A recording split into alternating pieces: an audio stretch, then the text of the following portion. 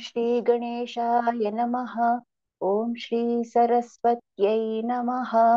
ॐ श्री गुरुभ्यो नमः।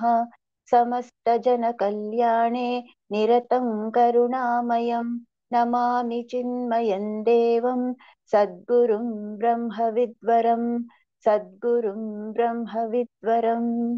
ॐ शुक्लाम्बरधरं विष्णु शशिवर्णं चतुर्भुजं प्रसन्नवदनं ध्यायेत् सर्वविघ्नोपशान्तये।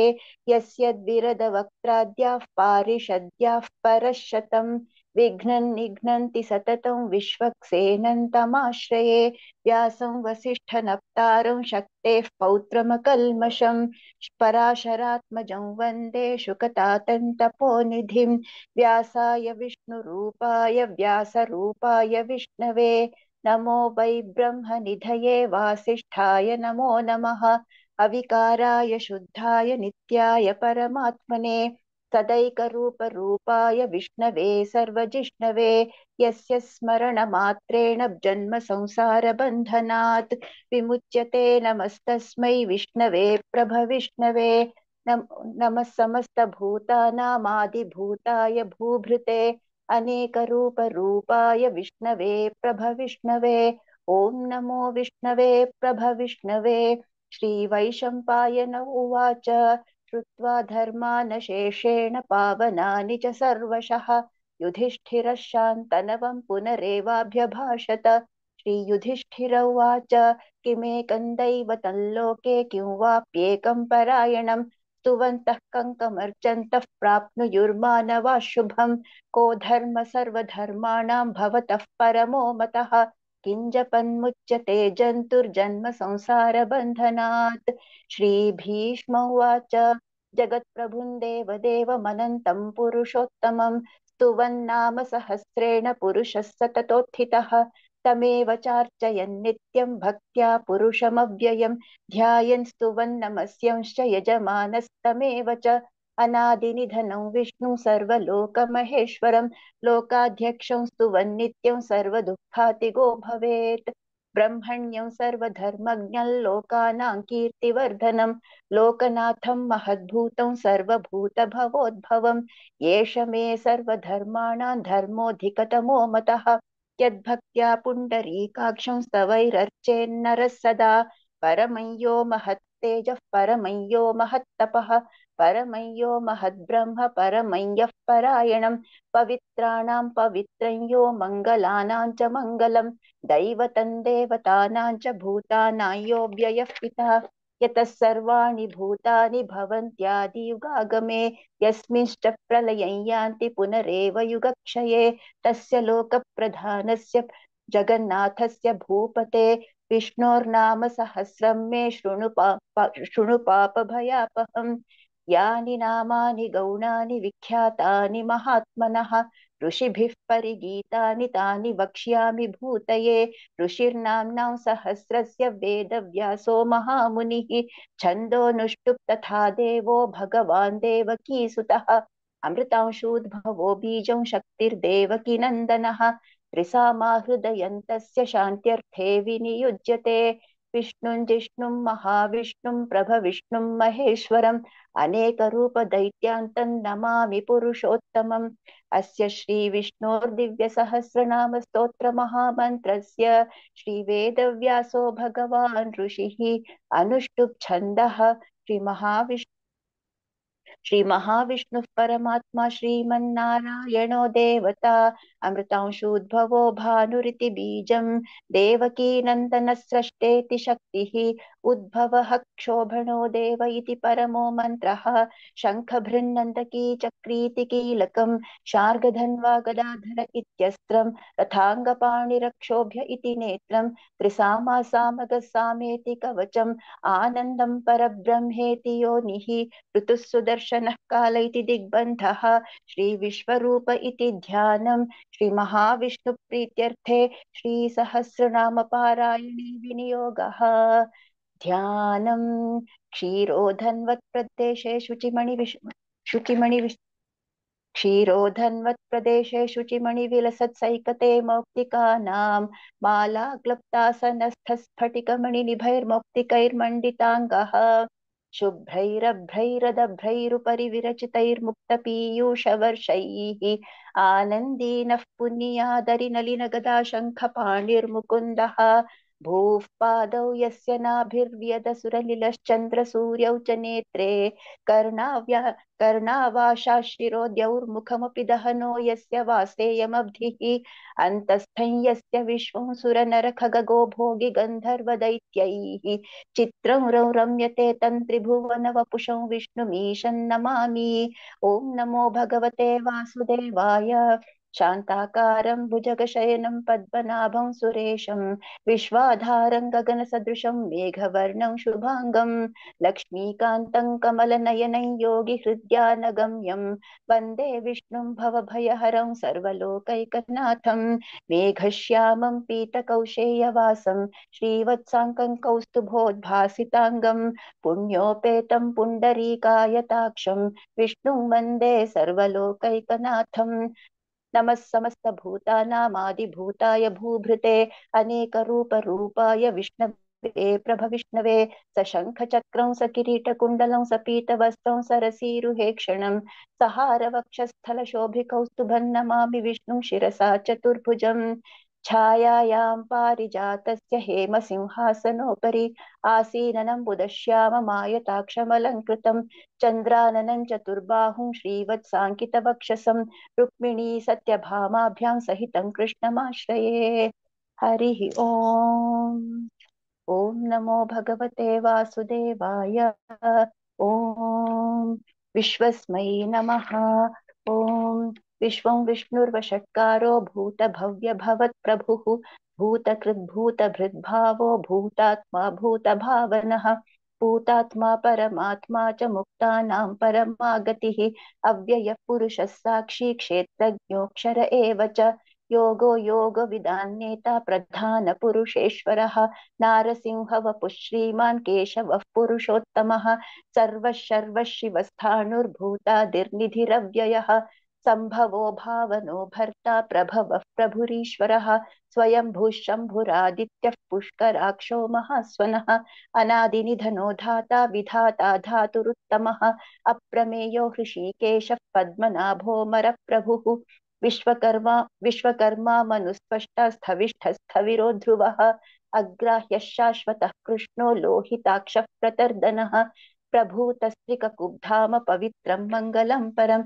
ईशानः प्राणदः प्राणो ज्येष्ठः श्रेष्ठः प्रजापतिः हिरण्यगर्भो भूगर्भो माधवो मधुसूदनः ईश्वरो विक्रमी धन्वी मेधावी विक्रमः क्रमः अनुत्तमो दुराधर्षः कृतज्ञः कृतिरात्मवान् सुरेशः शरणं शर्म विश्वरेताः प्रजाभवः अहः संवत्सरो व्यालः प्रत्ययः सर्वदर्शनः अजः सर्वेश्वरः सिद्धः सिद्धिः सर्वादिरच्युतः वृषा कपिरमेयात्मा सर्वयोगविनिःसृतः वसुर्वसुमनः सत्यः समात्मा सम्मितः समः अमोघः पुण्डरीकाक्षो वृषकर्मा वृषाकृतिः रुद्रो बहुशिरा बभ्रुर्विश्वयोनिःशुचिश्रवाः अमृतः शाश्वतस्थाणुर्वरारोहो महातपाः सर्वगः सर्वविद्भानुर्विश्वक्सेनो जनार्दनः वेदो वेदविदव्यङ्गो वेदाङ्गो वेदवित्कविः लोकाध्यक्षः सुराध्यक्षो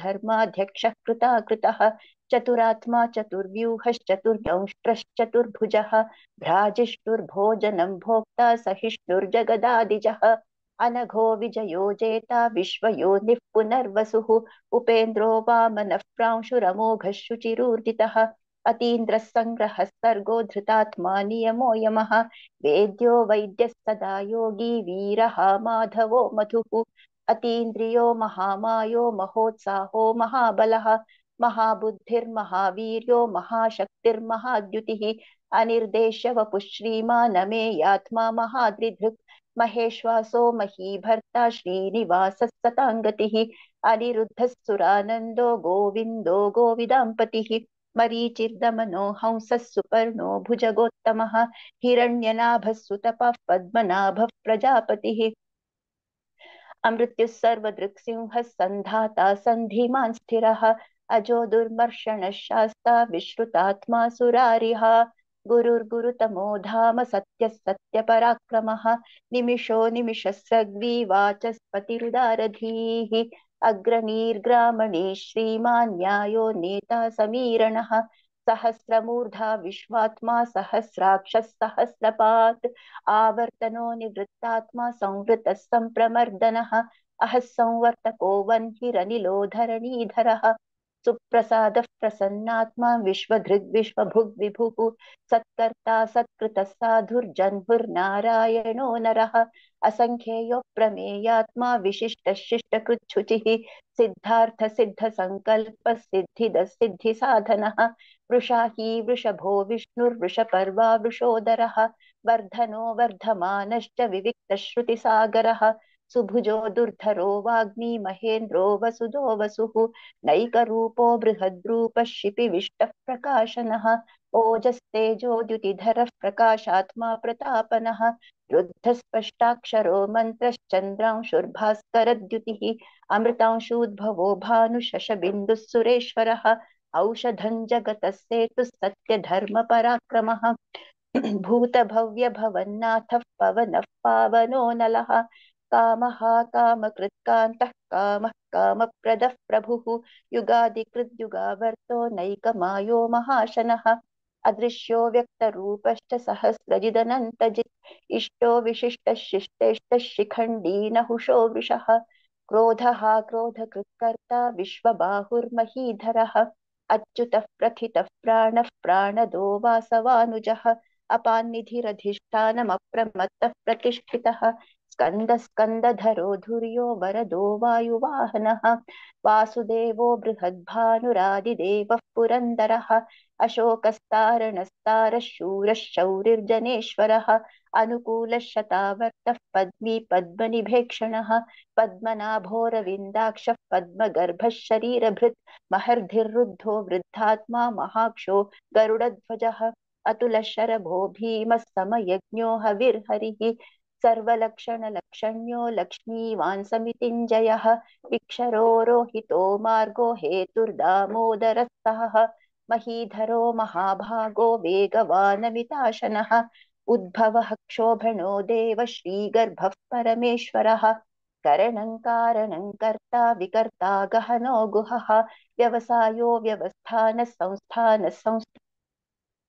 संस्थानदो ध्रुवः परर्धिः परमस्पष्टस्तुष्टः पुष्टः शुभेक्षणः रामो विरामो विरजो मार्गो नेयो नयो नयः वीरः शक्तिमतां श्रेष्ठ धर्मो धर्मविदुत्तमः वैकुण्ठः पुरुषः प्राणः प्राणदः प्रणवः पृथुः हिरण्यगर्भः शत्रुघ्नो व्याप्तो वायुरधोक्षजः ऋतुः सुदर्शनः कालः परमेष्ठी परिग्रहः उग्रः संवत्सरो दक्षो विशामो विश्वदक्षिणः विस्तारसावरस्थाणुः प्रमाणं बीजमव्ययम् अर्थोऽनर्थो महाकोशो महाभोगो महाधनः अनिर्विण्णस्थविष्टो भूर्धर्मयूपो महामखः नक्षत्रनेमिर्नक्षत्री क्षमः क्षामः समीहनः यज्ञ इज्यो महेज्यश्च क्रतुः सत्रं सताङ्गतिः सर्वदर्शी विमुक्तात्मा सर्वज्ञो ज्ञानमुत्तमं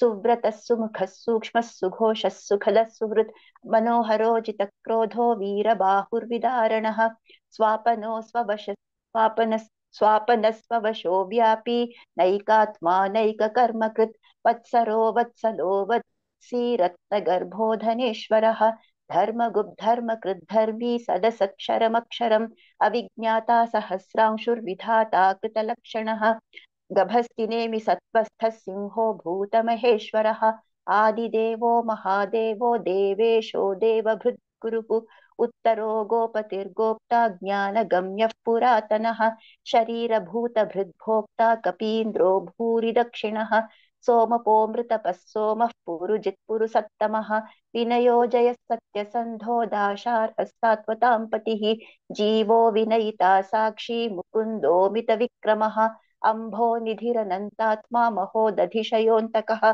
अजो महार्हः स्वाभाव्यो अर्चिता मित्रः प्रमोदनः आनन्दो नन्दनो नन्दः सत्यधर्मा त्रिविक्रमः महर्षिः कपिलाचार्यः कृतज्ञो मेदिनीपतिः त्रिपदस्त्रिदशाध्यक्षो महाशृङ्गः कृतान्तकृत् महावराहो गोविन्दः सुषेणः कनकाङ्गदी गुह्यो गभीरो गहनो गुप्तश्चक्रगदाधरः वेधास्वाङ्गोजितः कृष्णो दृढः सङ्कर्षणोच्युतः वरुणो वारुणो वृक्षः पुष्कराक्षो महामनाः भगवान् भगः नन्दी वनमाली हलायुधः आदित्यो ज्योतिरादित्यः सहिष्णुर्गतिसत्तमः सुधन्वा खण्डपरशुर्दारुणो द्रविणप्रदः दिविस्पृक् सर्वदृग्व्यासो वाचस्पतिरयो निजः त्रिसामासामगः सामनिर्वाणं भेषजं सन्न्यासकृच्छमः शान्तो निष्ठा शान्तिः परायणम्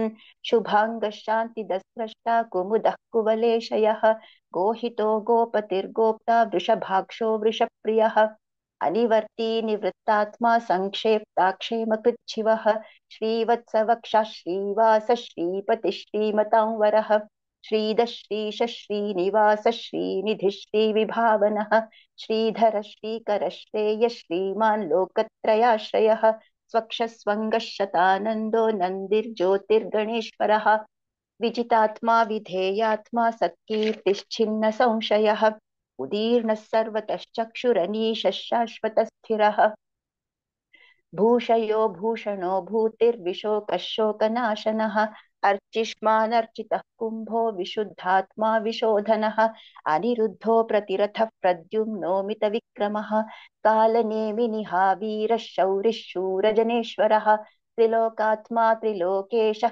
केशवः केशिहा हरिः कामदेवः कामपालः कामी कान्तः कृतागमः अनिर्देश्य वपुर्विष्णुर्वीरोऽनन्तो धनञ्जयः ब्रह्मण्यो ब्रह्मकृद् ब्रह्मा ब्रह्म ब्रह्म विवर्धनः ब्रह्मविद् ब्राह्मणो ब्रह्मी ब्रह्मज्ञो ब्राह्मणप्रियः महाक्रमो महाकर्मा महातेजा महोरगः महाक्रतुर्महायज्वा महायज्ञो महाहविः स्तव्यस्तव प्रियस्तोत्रं स्तुतिस्तोतारणप्रियः पूर्णः पूरयिता पुण्यः पुण्यकीर्तिरनामयः मनोजवस्तीर्थकरो वसुरेता वसुप्रदः वसुप्रदो वासुदेवो वसुर्वसुमनाहविः सद्गतिः सत्कृतिः सत्ता सद्भूतिः सत्परायणः शूरसेनो यदुश्रेष्ठः सन्निवासः सुयामुनः भूतावासो वासुदेवः सर्वासु निलयो नलः दर्पः दर्पदो दृप्तो दुर्धरोऽथापराजितः विश्वमूर्तिर्महामूर्तिर्दीप्तमूर्तिरमूर्तिमान् अनेकमूर्तिरव्यक्तः शतमूर्तिः शताननः एको नैकस्तवकः किं यत्तत्पदमनुत्तमं लोकबन्धुर्लोकनाथो माधवो भक्तवत्सलः सुवर्णवर्णो हेमाङ्गो वराङ्गश्चन्दनाङ्गदी वीरः विषमः शून्यो घृताशीरचलश्चलः अमानी मानदो मान्यो लोकस्वामी त्रिलोकधृत् सुमेधा मेधजो धन्य सत्यमेधाधराधरः तेजो वृषो द्युतिधरः सर्वशस्त्रभृतां वरः प्रग्रहो निग्रहो व्यग्रो नैकशृङ्गो गदाग्रजः चतुर्मूर्तिश्चतुर्बाहुश्चतुर्व्यूहश्चतुर्गतिः चतुरात्मा चतुर्भावश्चतुर्वेदविदेकपात् समावर्तो निवृत्तात्मा दुर्जयो दुरतिक्रमः दुर्लभो दुर्गमो दुर्गो दुरावासो दुरारिहा शुभाङ्गो लोकसारङ्गः सुतन्तुस्तन्तुवर्धनः इन्द्रकर्मा महाकर्मा कृतकर्मा कृतागमः उद्भवः सुन्दरः सुन्दो रत्ननाभः सुलोचनः अर्को वाजसनः शृङ्गी जयन्तः सर्वविज्जयी सुवर्णबिन्दुरक्षोभ्यः सर्ववागीश्वरेश्वरः महाह्रदो महागर्तो महाभूतो महानिधिः कुमुदः कुन्दरः कुन्दः पर्जन्यः पावनोऽनिलः अमृतांशोऽमृतवपुः सर्वज्ञः सर्वतोमुखः सुलभः सुव्रतः सिद्धः शत्रुजिच्छत्रुतापनः न्यग्रोधोदुम्बरोऽश्वत्थश्चाणूरान्ध्रनिषूदनः सहस्रार्चिः सप्तजिह्वः सप्तैधा सप्तवाहनः अमूर्तिरनघोचिन्त्यो भयकृद्भयनाशनः अणुर्बृहत्कृशस्थूलो गुणभृर्निर्गुणो महान् अधृतस्वधृतस्वास्य प्राग्वंशो वंशवर्धनः भारभृत्कथितो योगी योगीशः सर्वकामदः आश्रमश्रमणः क्षामः सुपर्णो वायुवाहनः धनुर्धरो धनुर्वेदो दण्डो दमयिता दमः अपराजितः सर्वसहो नियन्ता नियमो यमः सत्त्ववान् सात्विकः सत्यः सत्यधर्मपरायणः अभिप्रायः प्रियार्होऽर्हः प्रियकृत्प्रीतिवर्धनः विहाय स गतिर्ज्योतिः सुरुचिर्हुतभुग्विभुः रविर्विरोचनः सूर्यः सविता रविलोचनः अनन्तो हुतभुग्भोक्ता सुखदो नैकजोऽग्रजः अनिर्विण्णः सदामर्षि लोकाधिष्ठानमद्भुतः सनातनतमः कपिलः कपिरव्ययः स्वस्तिदः स्वस्तिकृत् स्वस्ति स्वस्ति भुक् स्वस्ति दक्षिणः अरौद्रः कुण्डली चक्री विक्रम्यूर्जितशासनः शब्दातिगः शब्दसः शिशिरः शर्वरीकरः अक्रूरः पेशलो दक्षो दक्षिणः क्षमिणौ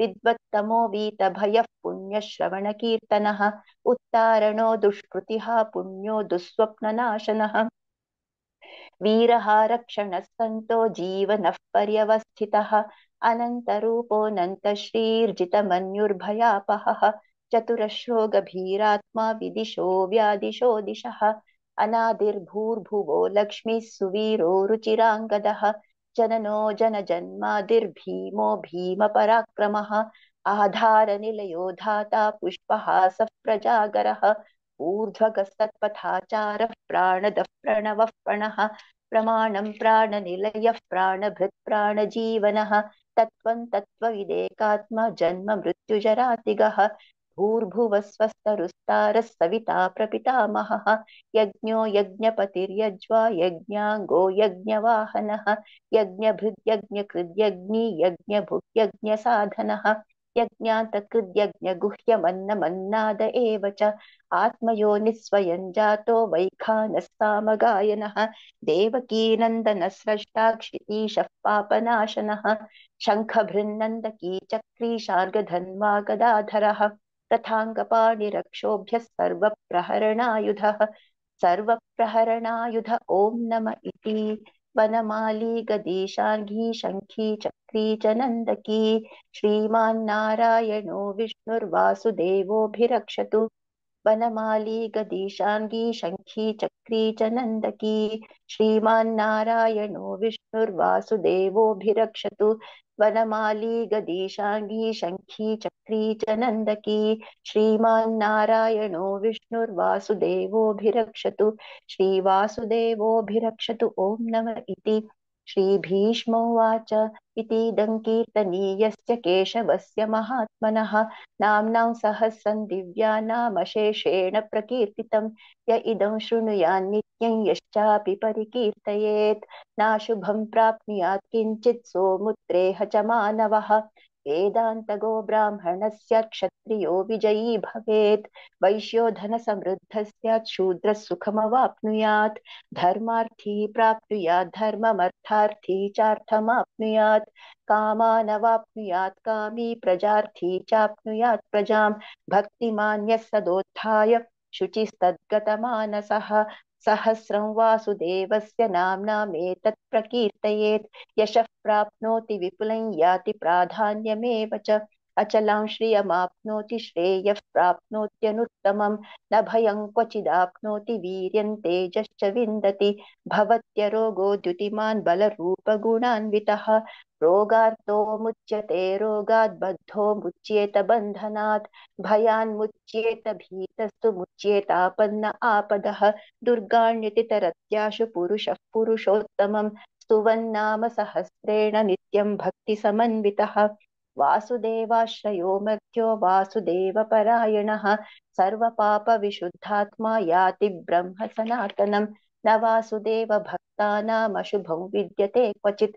जन्म मृत्युजरा व्याधि भयन्नैवोपजायते इमौ स्तवमधीयान श्रद्धा भक्तिसमन्वितः युज्येतात्मसुखक्षान्ति श्रीधृतिस्मृतिकीर्तिभिः न क्रोधो न च मात्सर्यं न लोभो नाशुभामतिः भवन्ति कृतपुण्यानां भक्तानां पुरुषोत्तमे द्यौः स चन्द्रार्कनक्षत्राखण्डिशो भूर्महो दधिः वासुदेवस्य वीर्येण विधृतानि महात्मनः ससुरासुरगन्धर्वं सयक्षोरगराक्षसं जगद्वशे वर्ततेदं कृष्णस्य सचराचरम् इन्द्रियाणि मनोबुद्धिः सत्त्वं तेजो बलं धृतिः वासुदेवात्मकान्याहुः क्षेत्रं क्षेत्रज्ञ एव च सर्वागमानामाचारः प्रथमं परिकल्पते आचारप्रभवो धर्मो धर्मस्य प्रभुरच्युतः ऋषयः पितरो देवा महाभूतानि धातवः जङ्गमा जङ्गमं चेदं जगन्नारायणोद्भवम् योगो ज्ञानं तथा साङ्ख्यो विद्या शिल्पादिकर्म च वेदाशास्त्राणि विज्ञानमेतत् सर्वं जनार्दनात् एको विष्णुर्महद्भूतं पृथग् भूतान्यनेकशः त्रीन् लोकान् व्याप्य भूतात्मा भुङ्क्ते विश्वभुगव्ययः इमं स्तवं भगवतो विष्णोर्व्यासेन कीर्तितं पठेद्य इच्छेत् पुरुषः श्रेयः प्राप्तुं सुखानि च विश्वेश्वरमजं देवं जगतः प्रभुमव्ययं भजन्ति ये पुष्कराक्षं न ते यान्ति पराभवम् न ते यान्ति पराभवम् ॐ नम इति अर्जुन उवाच पद्मपत्रविशालाक्ष पद्मनाभ सुरोत्तमा भक्तानामनुरक्तानां त्राता भव जनार्दन श्रीभगवानुवाच यो मान्नाम सहस्रेण स्तोतुमिच्छति पाण्डव सोऽहमेकेन श्लोकेन स्तुत एव न संशयः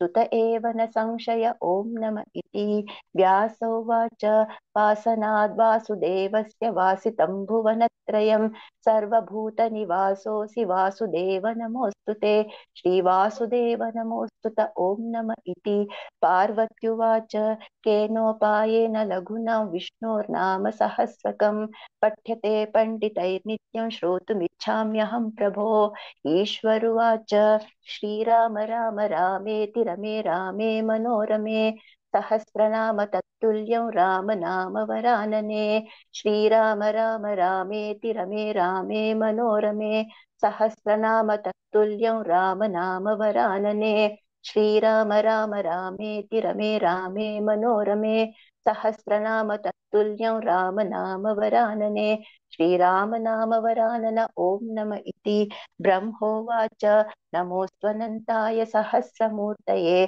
सहस्रपादाक्षि शिरोरुबाहवे सहस्रनाम्ने पुरुषाय शाश्वते सहस्रकोटियुगधारिणे नमः सहस्रकोटियुगधारिण ॐ नम इति सञ्जय उवाच यत्र योगेश्वरः कृष्णो यत्र पार्थो धनुर्धरः तत्र श्रीर्विजयो भूतिर्ध्रुवा नीतिर्मतिर्मम श्रीभगवानुवाच अनन्याश्चिन्तयन्तो मां ये जनाः पर्युपासते तेषां नित्याभियुक्तानां योगक्षेमं वहाम्यहं परित्राणाय साधूनां विनाशाय च दुष्कृतां धर्मसंस्थापनार्थाय सम्भवामि युगे युगे आर्ता विषण्णा शिथिलाश्च भीताः घोरेषु च व्याधिषु वर्तमानाः संकीर्त्य नारायण शब्दमात्रं विमुक्तदुःखा सुखिनो भवन्तु कायेन वाचा मनसेन्द्रियैर्वा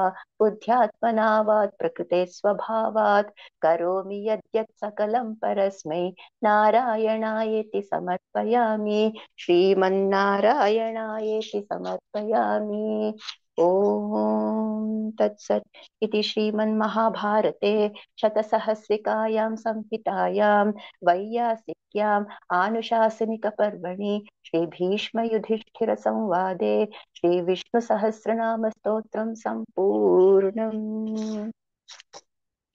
यदक्षरपदभ्रष्टं मात्राहीनं तु यद्भवेत् तत्सर्वं क्षम्यतां देव नारायण नमोऽस्तु ते विसर्गबिन्दुमात्राणि पदपादाक्षराणि च न्यूनानि चातिरिक्तानि क्षमस्व पुरुषोत्तम अन्यथा शरणं नास्ति त्वमेव शरणं मम तस्मात् कारुण्यभावेन रक्ष रक्ष जनार्दन हरिः ओम् श्रीगुरुभ्यो नमः हरिः ओम् श्रीकृष्णार्पणमस्तु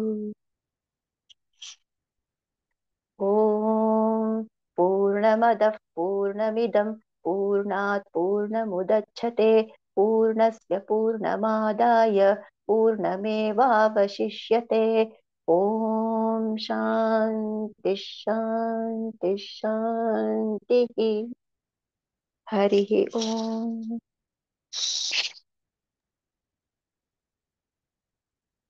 Pushpaji, Hari Om everyone. Thank you for Thank joining. Pushpaji, listening to you is such a, I don't know, it's so blissful. Your sahajaness of their chanting, it's so nice. So you, easy Shraddha. to do it. And your ease itself, like within 30 minutes, you would always cover it. That much it's ease with you. Thank you. Thank you so much for that impromptu chanting. Hari Om everyone. Venkatesh Bhattji can do on my. I had opted for the last Saturday of this month. He can do it on that. Or even you can continue, doesn't matter. It's all okay. Yeah. Thank Thank you. Thank you, you. Shraddha. Thank you, everyone. Hari Om Thank Taris. you. Hari Om.